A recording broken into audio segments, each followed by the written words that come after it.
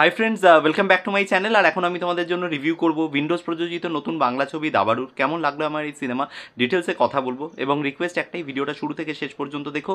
কোনো কিছু যদি ভালো লেগে থাকে তাহলে কিন্তু ভিডিওটাকে লাইক, শেয়ার আর চ্যানেলটাকে সাবস্ক্রাইব করে নিতে ভুলো না। দেখো, দাবারু মূল যে গল্পটা, সেই গল্পটা হচ্ছে আমাদের সূর্যশেখর গাঙ্গুলি গ্র্যান্ডমাস্টার, বাংলার উত্তর কলকাতার একদম বলতে পারো যে গলিগলির ভেতর থেকে উঠে আসা এরকম একজন মানুষের। এবং সত্যি কথা বলতে বাংলায় স্পোর্টস বায়োপিক তো খুব কম হয়, সেই দিক থেকে দেখতে গেলে কিন্তু এটা একটা ওয়ান অফ দ্য বলতে পারো যে ল্যান্ডমার্ক ছবিও বটে। এবং আরও এই পার্টিকুলার ছবিটা আমাদের জন্য আরও স্পেশাল, তার কারণ হচ্ছে এই ছবির যে গল্প, সেই গল্পের কিন্তু লেখক হচ্ছে আমাদেরই ইউটিউব কমিউনিটির আর এক মুভি রিভিউয়ার, যার নাম হচ্ছে অরিত্র ব্যানার্জি। এবং তার পাশাপাশি তার যে বন্ধু রয়েছে, এবং দুজনে মিলে তারা কিন্তু গল্প এবং সংলাপ লিখেছেন এই পার্টিকুলার সিনেমার।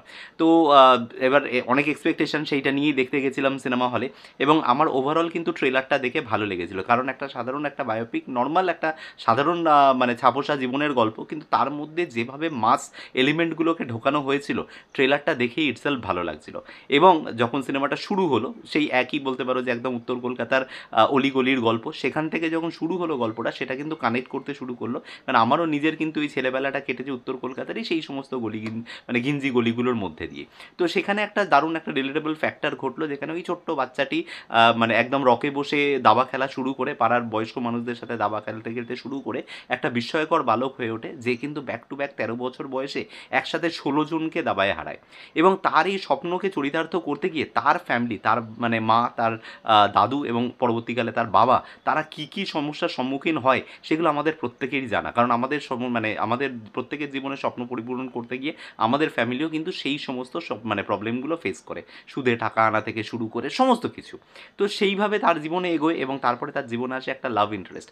কিন্তু শেষ পর্যন্ত তার জীবনে কি ঘটে, উত্তরটা প্রত্যেকেই জানা, যে সে গ্র্যান্ডমাস্টার হয়ে ওঠে। কিন্তু তার মাঝখানের যে পথটা, সেটাই এই সিনেমাতে দেখানো হয়েছে। অনেকটা হয়তো বলে ফেললাম, কিন্তু আমি জানি যে এর মধ্যে কিন্তু অনেক কিছু রয়েছে যেটা তোমরা হলে না গেলে জানতে পারবে না। তাই জন্যে হলে যাও, এই সিনেমাটা দেখো। যদি পজিটিভ সাইডের কথা বলতে হয়, তাহলে পজিটিভ সাইড হচ্ছে এই ছবিতে পারফরমেন্স, মানে যে ছেলেটি মানে ওর বড়বেলার চরিত্রে অভিনয় করেছে, সূর্যর মানে বড়বেলা বলতে কৈশোর চরিত্রে অভিনয় করেছে, তাকে আমরা আগেও দেখেছি মানে উইন্ডোজের ছবিতে কাজ করতে, এবং সে অসামান্য অভিনয় করেছে এই ছবিতে। পাশাপাশি যার কথা না বললেই নয়, সেটা হচ্ছে দীপঙ্কর দে এবং ঋতুপর্ণা সেনগুপ্ত। দুজনের mind blowing performance. Rituparna Sengupta মায়ের চরিত্রে অসাধারণ, এবং একটা সিন আছে যেখানে চেন্নাইয়ের রাস্তায় সে দৌড়চ্ছে, ছেলে গ্র্যান্ডমাস্টার হবে কি না সেই ম্যাচটা চলছে, তাকে দেখতে যাওয়ার জন্য, মানে ট্রিমেন্ডাস। এবং আরেকটা সিন যেখানে কিন্তু দীপঙ্করদের সাথে তার মানে একটা অশান্তি হচ্ছে তার ছেলের, এবং তিনি সেখানে দাঁড়িয়ে রয়েছে, দেখছে বাবাকে অপমান করছে। দীপঙ্করদের ঋতুপর্ণার বাবার রোলে অভিনয় করেছেন, সেখানে তার রিয়াকশান স্প্লেন্ডিড। কেন যে তিনি একজন বড় অভিনেত্রী, এবং সেটা মানে এখানে একদম পড়তে পড়তে দেখা যায়। দীপঙ্কর দে অসামান্য অভিনয় করেছেন, সেই কিন্তু মূল ইন্সপিরেশন তার নাতিকে দাবায় নিয়ে আসার জন্য। এবং পাশাপাশি চিরঞ্জিত চক্রবর্তী বলো বা কৌশিক সেন বলো, এরা কিন্তু শঙ্করদা বলো, এরা প্যারালালি ভালো অভিনয় করেছেন। তো এটা ছবির রসদ। দ্বিতীয় জিনিস যেটা বলবো, সেটা হচ্ছে যে এই ছবিতে মধুরাপালিতের ক্যামেরার কাজ, এটাও কিন্তু যথেষ্ট ভালো। কারণ বিভিন্ন অ্যাঙ্গেলে যখন দাবার বোর্ড টোডগুলোকে ধরছে না, বিভিন্ন জায়গাতে ক্যামেরা প্যান করছে, এবং সেইগুলো যখন সিজিআইয়ের মাধ্যমে বিভিন্নভাবে দেখানো হচ্ছে, দারুণ লাগছিল দেখতে, এবং একটা ব্যতিক্রমী কাজ বলেই মনে হচ্ছিল। আরও একটা বিষয় যেটা বলবো এই ছবিতে একটা প্লাস পয়েন্ট, সেটা হচ্ছে এই ছবিতে ওই কৈশোর অবস্থার যে প্রেম, ওই জায়গার যে প্লটটা এত সুন্দরভাবে ন্যারেশনটা লেখা হয়েছে না, ভীষণ রিলেটেবল। এবং মোস্ট ইম্পর্টেন্টলি যে দেখছিলাম যে দর্শকদের রিয়াকশান হলে, যখন ওই মানে ছেলেটি আর কি মানে এখানে সৌর নাম দেওয়া হয়েছে, সৌর যখন তার গার্লফ্রেন্ডের নামটা হাতে লিখে এরমভাবে দেখাচ্ছে গার্লফ্রেন্ডকে, তখন হলে সিটি পড়ছিল। আমার বাংলা সিনেমায় এরকম সিটিমার মোমেন্ট কত কম ক্রিয়েট হয়, এটা আমরা প্রত্যেকেই জানি যারা হলে যায়। তো সেই জায়গাটা কিন্তু বেশ ভালো। আরও একটা জিনিস বলবো, সেটা হচ্ছে এটার ডায়লগ রাইটিং এবং সাথে হচ্ছে এর রিসার্চ ওয়ার্কটা, সেটাও কিন্তু খুব ইম্পর্টেন্ট।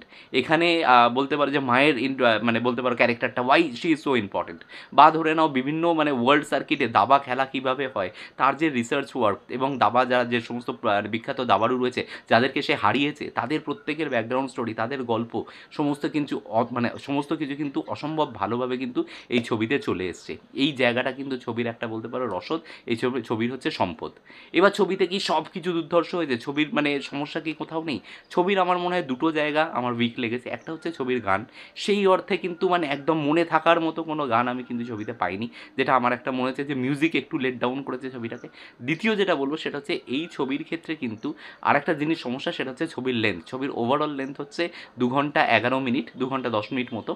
তো সেখানে কিন্তু আমার কোথাও মনে হয়েছে ফার্স্ট হাফের একটু শেষের দিকটা কিন্তু কোথাও একটু রিপিটেটিভ হয়ে যাচ্ছে সিনগুলো, তাদের স্ট্রাগলগুলো বা সমস্যাগুলো। কিন্তু পরবর্তীকালে সেকেন্ড হাফে গিয়ে ছবিটা কিন্তু সেই পেসটা তো মানে তৈরি করে এবং ছবিটা ভালো পেসে আর কি এগোয় এবং শেষ পর্যন্ত ছবিটা এখানে গিয়ে শেষ হয়। সেই ক্লাইম্যাক্সের দৃশ্যটাও ভালো। তবে হ্যাঁ, ক্লাইম্যাক্স নিয়ে আমার একটা প্রশ্ন আছে যে সাসপেন্সটা বিল্ড আপ হচ্ছিল, ঋতুপর্ণা সেনগুপ্ত ছুটে যাচ্ছে ছেলের কী হয়েছে ম্যাচের ফলাফল দেখতে, তো সেখানে কিন্তু কোথাও একটা সাইলেন্স মানে ওই মানে বলতে পারো সাসপেন্সটাকে ড্রপ করে দিয়ে আবার পরে গিয়ে মানে তোমার বলতে পারো যে ফেরত গিয়ে আবার কিন্তু ফ্ল্যাশব্যাকে সিনটা দেখানো হয়। ওই জায়গাটা আমার মনে হয় যে একটু এডিটোরিয়াল একটা মিস্টেক, কারণ সাসপেন্সটা কিন্তু ওখানেই কিল করে দেওয়া হয়, যেটাকে যদি একটু রেখে দেওয়া হতো আরও 2 মিনিট যদি ওটাকে একটু রাখা হতো তাহলে আমার মনে হয় আরও বেশি সাসপেন্সটা ভালো বিল্ড আপ হতো।